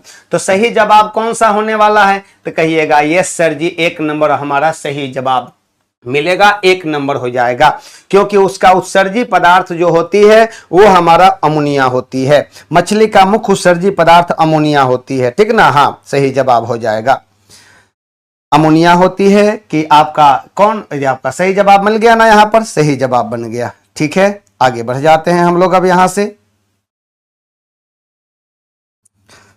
चलिए आगे बढ़ जाए हम लोग, नेक्स्ट क्वेश्चन की ओर आ जाते हैं। घरेलू एलपीजी, एलपीजी का नाम सुने हैं?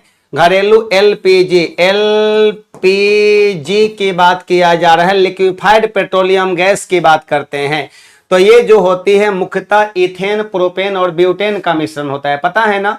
ये मुख्यतः इथेन, प्रोपेन और ब्यूटेन का मिश्रण होती है। इसमें गंध के लिए हम लोग मिला देते हैं मार्केप्टन, मिला देते हैं गंध के लिए।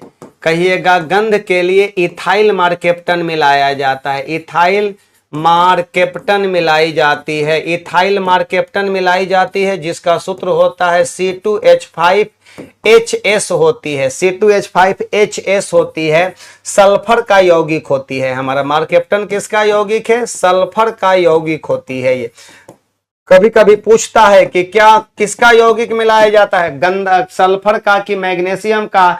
तो कहिएगा सल्फर का यौगिक। Side sir, okay side. घरेलू एलपीजी सिलेंडरों में दाब मापक नहीं प्रदान किए जाते हैं। क्या हम लोगों के घर में जो हम लोग गैस सिलेंडर, जो खाना पकाने वाला हम लोग इस्तेमाल करते हैं, क्या बगल में कोई डिवाइस रहता है जो दाब का मेजरमेंट करता है? एकदम नहीं रहता है। क्यों नहीं रहता? ये बहुत महंगे होते हैं, ऐसा कोई बातें नहीं है। ये एलपीजी सिलेंडरों में गैस की मात्रा को प्रदर्शित नहीं कर सकता है, क्योंकि दाब मापक यंत्र दाब का मेजरमेंट करता है, न कि गैस की मात्रा का। तो बताइए, गैस की मात्रा जब खत्म हो जाएगा तो लौ देना बंद कर देगा, वो बंद कर देगा ना? हाँ, बंद कर देगा। सही जवाब हमारा बी नंबर। लीजिए अगला सवाल है विजेता बैच। चलिए देखिए सर, विजेता बैच कॉमन पेपर, यहां पर आपका बीपीएससी शिक्षक भर्ती 4 माने कि TRE4 के लिए विजेता बैच आपका यहां पर सेशन 6, और ये आपका 80 मार्क्स हमारा यहां पर है, जिसमें से कॉमन पेपर। चलिए इसको हटा दीजिए भाई यहां से आप लोग, मैं खुद आप लोगों को पढ़ाऊंगा, मैं खुद ब खुद आप लोगों को पढ़ाऊंगा। अब ये जो भी बैच आएगा, जिसमें भी साइंस की क्वेश्चन आएगी, मैं खुद पढ़ाऊंगा। मैंने सर से ये वादा किया है कि सर मैं आपके यहाँ साइंस के इस आपका कड़ी को बनाकर रखूंगा, क्योंकि हमने देखा है कि आपका एक अलग इंपॉर्टेंस है, आपकी एक अलग पहचान है स्टूडेंट के बीच में, गार्जियन के बीच में। तो आपका पहचान हमेशा बना रहना चाहिए, और मैं आपके साथ हूं, मैं आपके साथ हमेशा खड़ा रहूंगा। चलिए आगे बढ़ जाते हैं भाई, आप लोग को भी खड़ा रहना है। निम्नलिखित में कौन सा कथन सत्य है? सत्य कथन की पहचान करने के लिए आप लोगों से पूछ रहा है यहां पर, सत्य कथन की पहचान। सत्य कौन है? DDT एक रोगाणुनाशक है। अरे यार, DDT की बात किया जा रहा है, DDT का छिड़काव नहीं करते हैं हम लोग? तो हम लोग अपने घरों में DDT का छिड़काव करते हैं ना? तो भाई मेरा DDT की फुल फॉर्म पहले देख लो यार। DDT की बात करते हैं तो कहिएगा डाई क्लोरो डाईफिनाइल ट्राइक्लोरोइथेन। तो क्या बोलिएगा? DDT का full form dichloro diphenyl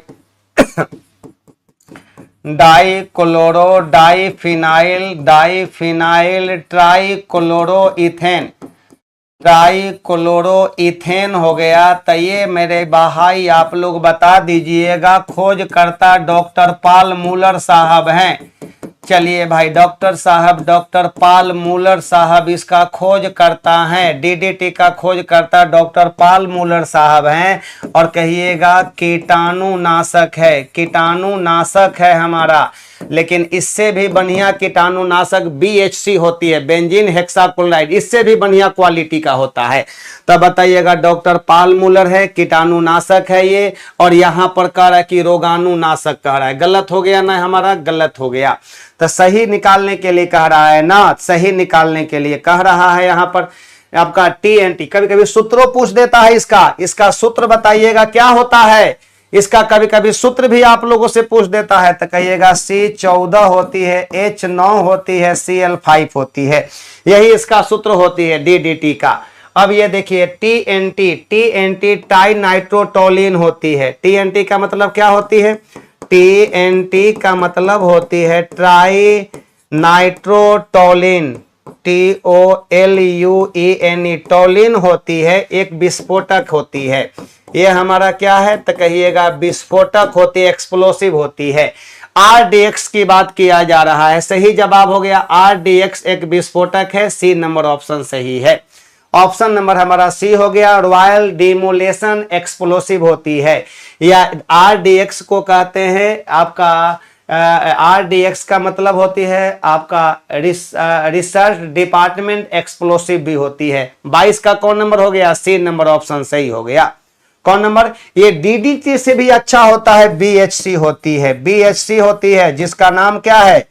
कहिएगा बेंजीन हेक्साक्लोराइड, बेंजीन हेक्साक्लोराइड कहते हैं इसको। इससे भी बढ़िया कीटाणुनाशक होती है, इसका नाम क्या है? लिंडेन भी कहा जाता है, या इसी को कहते हैं गैमेक्सेन के नाम से भी जानते हैं। मार्केट में गैमेक्सेन पूछता है, उत्तम कीटाणुनाशक है ये, कीटाणुनाशक में आता है, उत्तम कीटाणुनाशक है। कभी कभी आपसे पूछ देता है कि विस्फोटक में और एगो होता है TNP ट्राई नाइट्रोफिनॉल। कितना पढ़ोगे यार, माइंड में तो इतना ना बातें आ रही है कि हर एक ही पेपर में तो सब नहीं ना बता देंगे। इसलिए आप लोग पेशेंस से पढ़ाई करते रहिए। और एकदम अब आप लोगों को पता चला है कि साइंस क्या चीज होती है। चलिए आगे बढ़ जाएगा हम लोग, C नंबर हमारा आंसर सही हो जाएगा। चलिए, यूरिया में नाइट्रोजन की प्रतिशत मात्रा कितनी होती है? लो भाई, यूरिया में तो इस तरह का प्रश्न आएगा तो आप लोग तुक्का मारते हैं। अरे यार, सेशन को शेयर कर दो मेरे भाई, प्लीज आप लोग थोड़ा सेशन को शेयर कर दीजिएगा। क्या कह रहा है कि यूरिया में नाइट्रोजन की प्रतिशत मात्रा, तो किसी भी कंपाउंड में फलाना तत्व का प्रतिशत मात्रा क्या होगा, तो हम जो बतला रहे हैं उस पर ध्यान दीजिएगा। आप लोग सुनिए, पहले बातों पर पहले ध्यान दीजिएगा। आप लोग एक बात बताइएगा, यूरिया का पहले सूत्र बता दीजिएगा। तो NH2CONH2 होती है, यही ना हमारा यूरिया का सूत्र हो गया। तो हाँ सर, यूरिया का सूत्र यही होती है। और यूरिया के बारे में थोड़ा कहानी सुन लीजिए, बर्दाश्त नहीं हो रहा है सर बताने से। कहिएगा कि यूरिया प्रयोगशाला में सबसे पहले बनाए जाने वाला कार्बनिक यौगिक का नाम है यूरिया।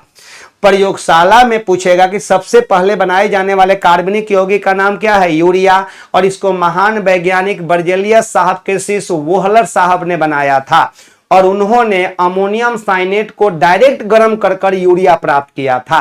तो बताइएगा, अमोनियम साइनेट इनऑर्गेनिक कंपाउंड है, उसको गर्म कर यूरिया नामक कार्बनिक पदार्थ का संश्लेषण किया गया, जो प्रयोगशाला में सबसे पहले बनाए जाने वाला कार्बनिक यौगिक है। बातें समझ गए आप लोग? तो अंदाजे तुक्का ना मारिएगा, ना तो हम दूसरा क्वेश्चन यहां पर पटक देंगे आपको। समझ लीजिए, तुक्का नहीं मारना है यार, तुक्का नहीं मारना है। हम जैसे बतला रहे हैं बताइएगा, और एक बार कमेंट्स में जरूर बताइएगा कि कैसा है, कैसा आप लोगों का चल रही है।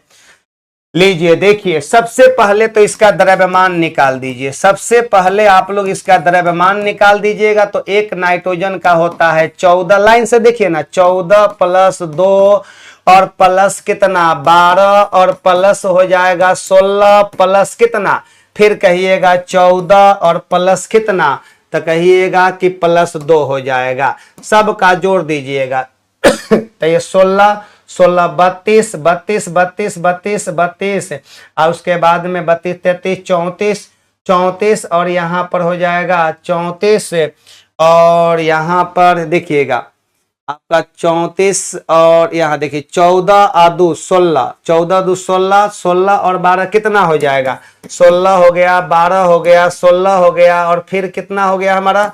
48 और 12 60 हो जाएगी। 60 हो गया ना यहाँ पर, तो ये पूरा का द्रव्यमान आ गया 60। और बताइएगा 60 में जिसका पूछ रहा है उसका द्रव्यमान देखिएगा, जिसका पूछ रहा है उसका द्रव्यमान देखिएगा। तो बताइए 60 में नाइट्रोजन का पूछ रहा है, तो एगो नाइट्रोजन यहाँ है, एगो यहाँ है, तो कहिएगा 60 में 28 हो गया, तो एक में 28/60 कर दीजिएगा और प्रतिशत का मतलब 100 में, तो इसलिए 100 में कर दीजिएगा 28/60 और गुने कर दीजिएगा 100। हो गया ना? तो काट दीजिएगा, इसको ऐसे बनाइएगा 20 25 60 और बताइए 20 आई आपका 20 आई 60 हो जाएगा। 140/3 बराबर 46.6% आएगा एक्यूरेट में। ये बातें समझ गए ना? तो लगभग में कह दीजिएगा 47%, लगभग 47%। तो हमारे प्रश्न का सही जवाब सी नंबर। कैसा रहा? ऐसे में सबका बना सकते हैं ना? एगो HW दे दें तो देखिए, एगो HW में कमेंट्स में बताइएगा। HW में कह रहे हैं कि अमोनियम आपका कैल्शियम फॉस्फेट में, कैल्शियम फॉस्फेट में, फॉस्फेट में फास्फोरस की प्रतिशत मात्रा, फास्फोरस की प्रतिशत मात्रा क्या होगी? क्या होगी? HW में बनाना है आपको। क्या होगी? क्या होगी? तब बताइए। HW में बनाना है। कमेंट्स में आप लोग को हम देखेंगे, क्लास के बाद में आप लोग कीजिएगा, ठीक ना? क्लास के बाद में अच्छा ऑफिस में फोन कीजिएगा, अगर नहीं, अगर कमेंट्स में अगर नहीं समझ में आए तब। तो देखिए कैल्शियम फॉस्फेट में फास्फोरस की प्रतिशत मात्रा कितनी होगी? तो कैल्शियम फॉस्फेट में निकाल दीजिएगा जैसे बताए हैं वैसे। लीजिए आगे बढ़ जाते हैं हम लोग, नेक्स्ट क्वेश्चन की ओर आते हैं। निम्नलिखित में कौन सुमेलित नहीं है? कौन सुमेलित नहीं है? कहिएगा मैग्नीशियम अतिशबाजी। भाई मेरे मैग्नीशियम को जब जलाइएगा, मैग्नीशियम को जब ऑक्सीजन के प्रेजेंटेशन में जलाइएगा तो 2 MgO होती है और ये कैसा लौ देता है? सफेद लौ देता है। तो अतिशबाजी में जो सफेद जो प्रकाश जो चमक होती है, सफेद चमक के लिए कहिएगा सही जवाब है अतिशबाजी में सफेद चमक, सफेद चमक पैदा करता है कौन? हमारा मैग्नीशियम। हाँ, ये जलकर सफेद चमक देता है, एकदम सही है। यूरेनियम परमाणु बम, बताइएगा यूरेनियम का यूज किया गया है कि नहीं? हम बताएं ना, परमाणु बम एकदम सही है। सुमेलित नहीं है कह रहा है। सिल्वर इलेक्ट्रिक बल्ब में, तो कहिएगा नहीं सर, इलेक्ट्रिक बल्ब में हम लोग टंगस्टन का यूज करते हैं, टंगस्टन धातु का यूज करते हैं, W का यूज करते हैं। यही हमारे प्रश्न का सही जवाब। मिलान गलत है हमारा, है ना गलत? ये एकदम गलत हो गया। चलिए, नींबू खट्टा किस कारण से होता है? अच्छा सवाल है। कुछ कुछ सवाल ऐसे हैं जो एकदम टिक मार देने वाला है। तो बताइए नींबू खट्टा किस कारण से होता है? नींबू में कौन सा अम्ल पाया जाता है? हाइड्रोक्लोरिक अम्ल। तो कहिएगा पेट में, ये हमारे पेट में होती है, उदर में होता है, स्टोमक में होती है। ये बताइएगा एसिटिक अम्ल कहाँ पाया जाता है? तो कहिएगा सिरका में पाई जाती है। कहाँ पर? सिरका में पाई जाती है एसिडिक अम्ल, सिरका में। साइट्रिक अम्ल पाई जाती है किसमें? नींबू में साइट्रिक एसिड पाई जाती है। लीजिए अगला सवाल पर आ जाइएगा। निम्नलिखित तत्वों में से कौन सर्वाधिक यौगिक का निर्माण करता है? बताइएगा कौन सा कंपाउंड है जो सबसे ज्यादा यौगिक का फॉर्मेशन करता है? तो सबसे ज्यादा हाइड्रोजन गलत हो गया, कार्बन करेगा। किसके कारण करेगा? क्योंकि इसमें जो होती है श्रृंखलन का गुण होती है। क्या कारण है? तो कहिएगा श्रृंखलन का, श्रृंखलन प्लस टेट्रावैलेंसी, टेट्रावैलेंसी के कारण, टेट्रावैलेंसी के कारण होती है। श्रृंखलन का मतलब हो गया कारण। देखिए श्रृंखलन का मतलब होता है कि एक कार्बन दूसरे कार्बन से बताइएगा जुड़ने की क्षमता सबसे ज्यादा होती है कि नहीं? होती है। कैटिनेशन प्रॉपर्टीज जिसको कहते हैं। कौन प्रॉपर्टीज? कैटिनेशन, कैटिनेशन प्रॉपर्टीज होती है। कैटिनेशन प्रॉपर्टीज के कारण, प्रॉपर्टीज के कारण होती है ये। तो सही जवाब हो जाएगा कौन? कार्बन हो जाएगी। सही जवाब कार्बन आ गया। लीजिए अगले नंबर पर आइएगा। विषाणु बने होते हैं। विषाणु का मतलब होती है वायरस। नाम सुने हैं वायरस का? तब वायरस के अध्ययन को वायरोलॉजी कहा जाता है और ये बना होता है क्या चीज से? तो कहिएगा रासायनिक रूप से इसमें न्यूक्लियोप्रोटीन होती है। कहिएगा रासायनिक रूप से इसमें न्यूक्लियोप्रोटीन होती है, इसमें न्यूक्लियोप्रोटीन होती है। सही जवाब, रासायनिक रूप से इसमें न्यूक्लियोप्रोटीन होती है। किसमें? वायरस में होती है। और याद रखिएगा connecting link living and non living का होती है। कहिएगा कनेक्टिंग लिंक आपका लिविंग एंड नॉन लिविंग के बीच की कड़ी होती है। इसी को कह दीजिएगा लिविंग एंड नॉन लिविंग के बीच की कड़ी होती है, connecting link between living and क्या होती है? नॉन लिविंग होती है। यही तो हमारा होती है सर। तो ये बताइएगा कौन हो जाएगा? ग्लाइकोप्रोटीन कि हमारा न्यूक्लियोप्रोटीन? राइट ऑप्शन इज हमारा हो जाएगा न्यूक्लियोप्रोटीन। यही हमारे प्रश्न का रियल में शानदार जवाब आ गया हम लोगों का। चलिए आगे बढ़ जाते हैं सरकार हम लोग। कोई दिक्कत नहीं ना कि नहीं कोई, एक बार कमेंट्स में आप लोग प्लीज, आपसे रिक्वेस्ट है, आग्रह है कि आप लोग बताइए कि क्वेश्चन का मतलब क्वेश्चन होनी चाहिए और डिस्कशन का मतलब डिस्कशन होनी चाहिए। हर हमेशा हम लोग तैयार हैं कि आपकी सफलता हो, आपकी सफलता ही प्लेटफॉर्म की पहचान है। चलिए और लीजिए अगले सवाल पर आते हैं। निम्नलिखित में कौन सा एक उभय लिंगाश्री पादप है? लीजिए भाई, ये मार्केंसिया कह रहा है, साइकस कह रहा है, पाइनस कह रहा है।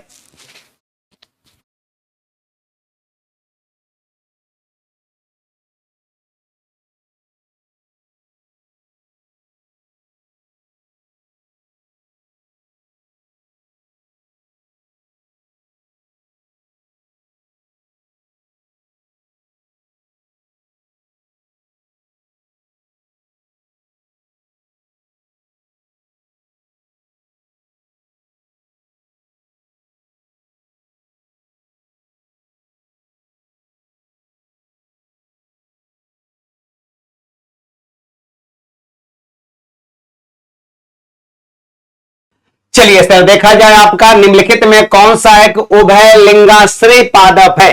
हार्माफोडस प्लांट है। हार्माफोडस प्लांट की बात किया जा रहा है।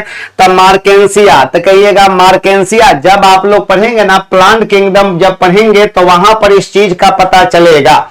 ये हमारा ब्रायोफाइटा के अंतर्गत आती है। क्या आती है? ब्रायोफाइटा के अंतर्गत आती है। और ब्रायोफाइटा हो गया चाहे आपका थैलोफाइटा हो गया, इसमें संवहन बंडल नहीं होती है, संवहन बंडल नहीं होती है। थैलोफाइटा के अंतर्गत हमारा कौन आता है? कहिएगा थैलोफाइटा के अंतर्गत हमारा जनरली शैवाल आता है। और इसको कहा जाता है पादप जगत का उभयचर कहा जाता है, उभयचर के नाम से जाना जाता है। साइकस भी हमारा इसी में आती है। साइकस हमारा, ये देखिए साइकस हमारा जिम्नोस्पर्म में आती है। जिम्नोस्पर्म किस में आती है? जिम्नोस्पर्म में आती है, जिम्नोस्पर्म के अंतर्गत आती है साइकस। और हमारे प्रश्न का सही जवाब आएगा पाइनस। कौन आने वाला है? पाइनस आने वाली है। और ये भी हमारा जिम्नोस्पर्म में ही आती है, जिम्नोस्पर्म के ही अंतर्गत आती है, जिसका नाम क्या है? पाइनस। और ये हमारा उभय लिंगाश्री पादप के अंतर्गत आती है। ये याद रखिएगा इसको। 28 का कौन नंबर? सी नंबर ऑप्शन सही है। भाई एक दो स्टूडेंट तो है, बहुत अच्छा कर रहे हैं आप लोग ना, बहुत अच्छा बहुत अच्छा, नो दिक्कत, कोई दिक्कत नहीं है। चलिए अच्छी बात है। नाभिक या केंद्रक, दोनों बात एक ही है ना। केंद्रक के अलावा कोशिका के किस कोशिकांग में डीएनए होता है? तो भाई मेरा डीएनए और किस में होती है? तो कहिएगा माइटोकॉन्ड्रिया में। माइटोकॉन्ड्रिया के पास अपना खुद का डीएनए और राइबोसोम होती है। माइटोकॉन्ड्रिया का अपना खुद का डीएनए और राइबोसोम होती है।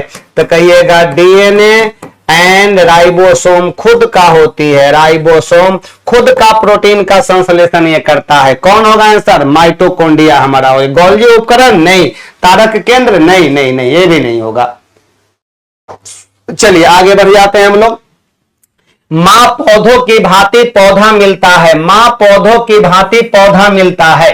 एक बात बताइएगा, मदर प्लांट की तरह पौधा प्राप्त कब होती है? बीज से जब हम लोग बोते हैं, बीजों से बोते हैं। तो कहिएगा नहीं सर, जैसे कि आप बीज से बोते हैं, कोई आपका पौधा उगता है और उससे जो फल मिलता है फिर उसका आप लोग उससे तुलना कीजिएगा तो वो वैसा नहीं होगा। लेकिन कलम लगाइएगा, कलम का नाम सुने ना, कलम लगाना। अरे यार स्टेम, तना को काटकर, स्टेम को काटकर जब हम लोग कलम लगाकर बोते हैं तो वो मां के जैसा ही पौधा प्राप्त होती है। तो सही जवाब हो जाएगा तना से। किससे हो जाएगा? तना से हो जाएगी। और याद रखिएगा, आपसे कह दिया जाएगा कि आपका एक होती है कायिक प्रवर्धन होती है, एक होती है कायिक प्रवर्धन होती है, कायिक प्रवर्धन जिसको हम लोग कहते हैं वेजिटेटिव प्रोपेगेशन, वेजिटेटिव प्रोपेगेशन के नाम से जाना जाता है। और कायिक प्रवर्धन की बात करते हैं, एसेक्सुअल रिप्रोडक्शन होती है, एसेक्सुअल रिप्रोडक्शन की बात करते हैं हम लोग, इसमें आ जाते हैं। और इसमें भाग लेता है कौन कौन? भाग लेता है कौन कौन भाग लेता है? तो कहिएगा जड़, तना और पत्ती भाग लेता है, तथा पत्ती भाग लेता है। जड़, तना और क्या? पत्ती।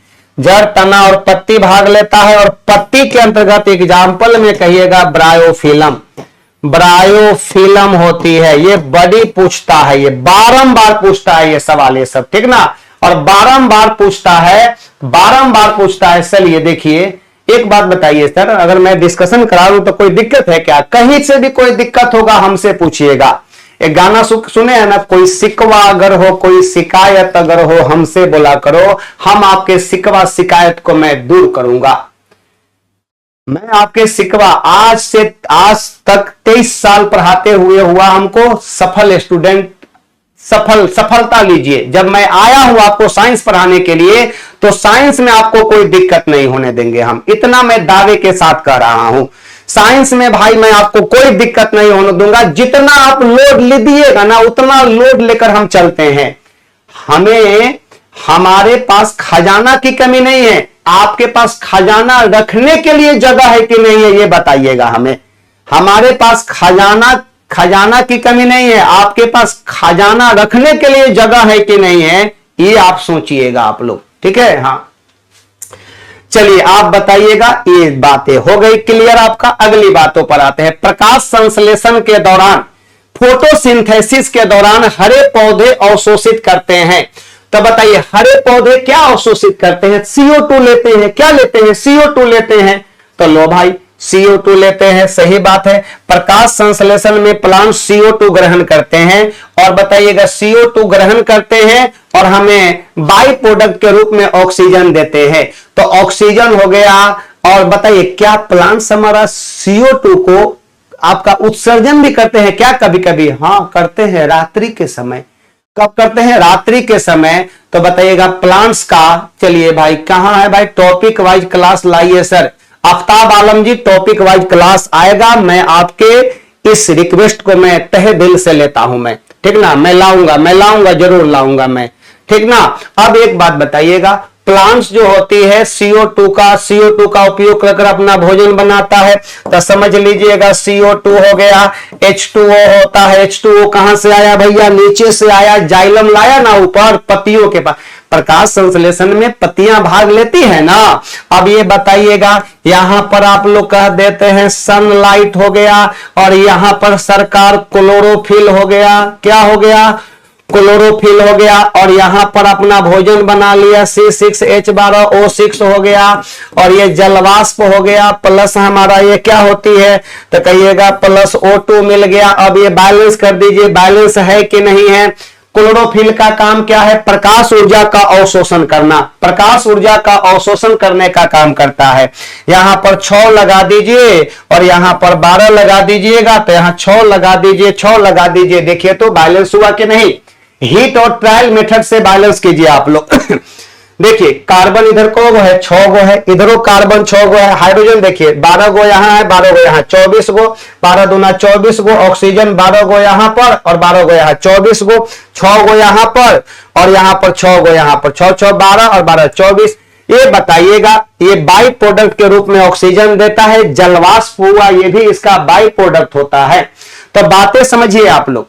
ये क्लोरोफिल का काम क्या है? प्रकाश ऊर्जा का अवशोषण, प्रकाश ऊर्जा का अवशोषण करता है, अवशोषण करता है। और यहां से एक और क्वेश्चन आता है कि प्लांट्स जब भोजन बनाया तो वो भोजन बनाता है पत्तियां, तो भोजन बनाने के बाद में चारों तरफ बताइएगा ले जाने का काम कौन करता है? फ्लोएम करता है। कौन करता है? फ्लोएम। लेकिन जो भोजन बच जाता है वो स्टार्च के रूप में जमा हो जाता है, और जो भोजन चारों तरफ भेजा जाता है वो सुक्रोज के रूप में भेजा जाता है। तब प्लांट्स में बताइएगा, प्लांट्स में परिवहन भोजन कौन होता है? तो कहिएगा सुक्रोज होता है। प्लांट्स में संचित भोजन कौन होता है? तो स्टार्च होती है। हम यहां पर कह दे रहे हैं प्लांट्स में संचित भोजन, बताइएगा संचित भोजन जो होती है वो हमारा सरकार स्टार्च होती है। स्टार्च को हम लोग हिंदी में मंड कहते हैं। और बताइएगा प्लांट्स में परिवहन भोजन पूछा जाएगा, परिवहन भोजन की बात करेंगे, परिवहन पोषक तत्व भोजन, तो बताइएगा क्या होने वाला है? Sucrose, SUCROS, sucrose. ये भी बहुत इंपॉर्टेंट बातें मैंने लिखा कि नहीं? इंपॉर्टेंट बात है, बताइएगा। यस में जवाब दीजिए आप लोग पहले। यस यस यस यस, ये बताइएगा प्लांट्स को भोजन को चारों तरफ ले जाने का काम कौन करता है? फ्लोएम करता है। और जल का परिवहन कौन करता है? जल और खनिज लवण का परिवहन जाइलम करता है। बन गया यहां पर, तो हमारे प्रश्न का जवाब CO2 आ गया। अब लीजिए, मानव के बाल और नख में, नख माने नाखून में, नाखून में निम्नलिखित में से कौन सा प्रोटीन विद्यमान होता है? तो ये तो सब लोग बता दीजिएगा। बाल में, नाखून में, खूर में, खूर देखे ना, मवेशी का खूर हो गया, सींग हो गया, ऊन हो गया, इस सब में प्रोटीन पाई जाती है। और यहां पर बाल और नख में कौन? केराटिन प्रोटीन पाई जाएगी। कौन प्रोटीन? केराटिन प्रोटीन पाई जाती है। चलिए आगे बढ़ जाते हैं। सार्वभौमिक स्वीकर्ता रुधिर समूह कौन है? लो भैया, यूनिवर्सल एक्सेप्टर पूछ रहा है। तो सबसे पहली बातें समझ लीजिएगा। तो यूनिवर्सल डोनर की बात करते हैं तो कहिएगा O- होती है। O- का मतलब हुआ कि इसमें एंटीजेन नहीं है, नो एंटी, आपका सॉरी, हाँ इसमें नो हमारा क्या है, इसमें आपका RH फैक्टर, इसमें देखिए इसमें RH फैक्टर नहीं है, इसमें RH फैक्टर नहीं है। और यहां पर कहिएगा यूनिवर्सल डोनर, कहिएगा कि ये होती है, कहिएगा नो एंटीजन, इसमें एंटीजन नहीं होती है। और याद रखिएगा यूनिवर्सल एक्सेप्टर की बात करते हैं, यूनिवर्सल एक्सेप्टर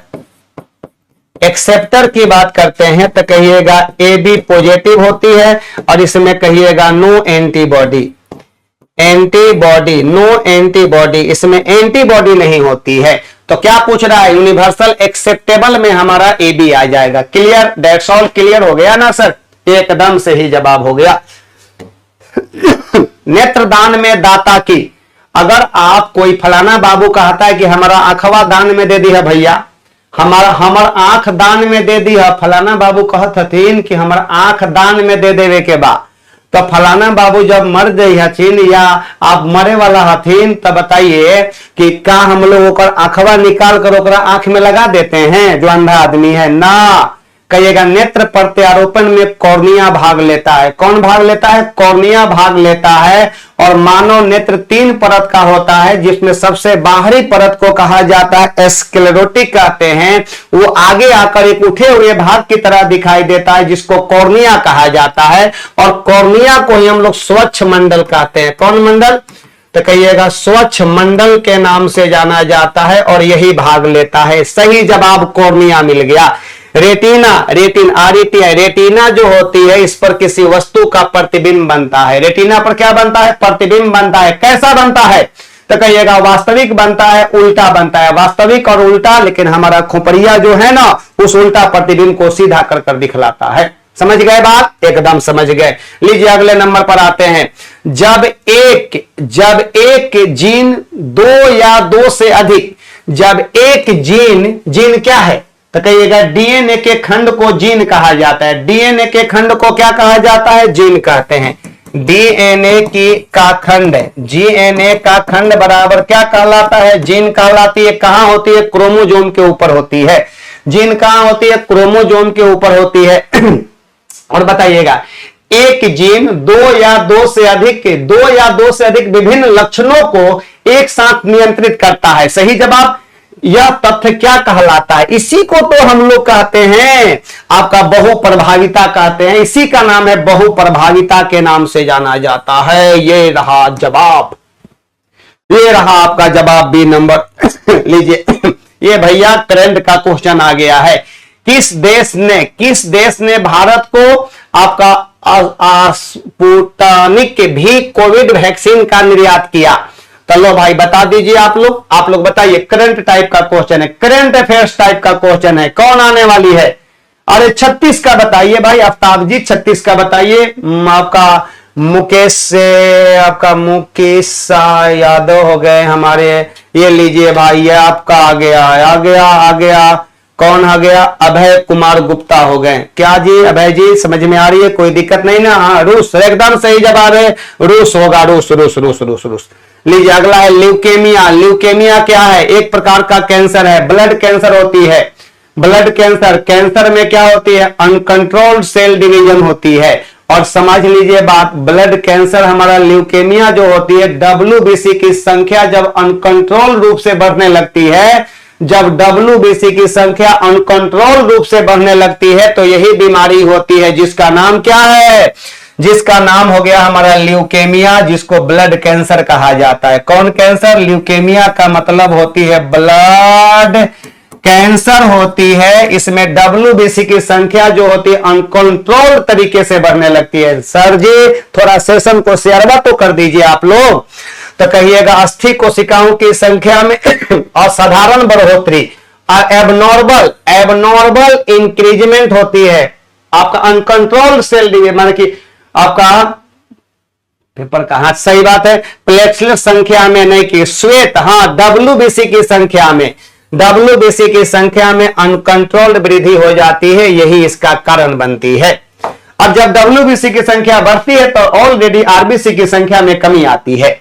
चलिए आपका है पार्किंसंस बीमारी के उपचार के विकास के लिए। पार्किंसंस बीमारी जो होती है ना, ये कहिएगा तंत्रिका तंत्र की बीमारी है, ब्रेन की बीमारी है, ब्रेन की बीमारी हमारा है। और इसमें जो होती है ना थरथराहट टाइप का होती है, कंपन बॉडी में आ जाती है। तो कहिएगा कि इसके लिए नोबेल पुरस्कार किसको मिला था? तो कहिएगा कि इस साहब को मिला था। ये भी करंट टाइप का क्वेश्चन है, ये सब क्वेश्चन याद रखना है। हम उसके दादा बाबा की कहानी तो नहीं ना बतलाएंगे सर यहां पर, एकदम सही बात है। चलिए आगे बढ़ जाते हैं हम लोग, नेक्स्ट क्वेश्चन की ओर आते हैं। ये बताइए कोबाल्ट 60 कहा जाएगा कि कोबाल्ट के CO60 का उपयोग कैंसर के उपचार में किया जाता है। और यहां पर एक रे निकलता है जिसका नाम क्या है हमारा? अल्फा किरणें हैं कि बीटा किरणें हैं कि गामा किरणें हैं? तो गामा किरणें हैं, वो सेल को नष्ट कर देता है, यहां पर गामा किरणें हो जाएगी। चलिए आज का आखिरी सवाल मेरी ओर से, आज की आखिरी सवाल, और जरूर आप लोग रिव्यू दीजिएगा, आप लोग जरूर रिव्यू दीजिएगा कि कैसा क्लास लगा है, जरूर दीजिएगा।